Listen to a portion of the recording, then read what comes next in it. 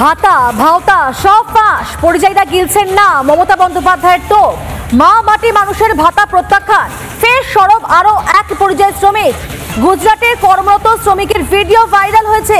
মালদা বাণিজ্যকের বাসিন্দা হচ্ছেন ওই শ্রমিক। মমতার ভাতার রাজনীতির সমালোচনা করেছেন শ্রমিক। ভাতা চাই না, রাজ্যে কাজ চাই। ভাইরাল ভিডিও এমনটা দাবি শোনা গেল পরিযায়ী শ্রমিকের মুখে। মাননীয় মুখ্যমন্ত্রী মমতা যে উদ্যোগটা নিয়েছে পরিযায়ী শ্রমিকটি 5,000 করে দিব, বাড়ি ফিরতে হবে।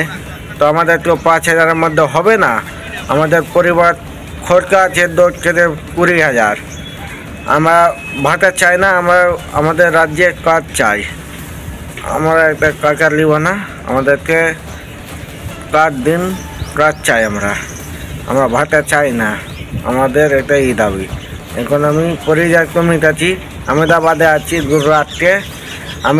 আমার বলা আছে এটা যে আমরা ভাতা চাই না ম্যাডাম, আমরা কাজ চাই আমার নিজের রাজ্যে।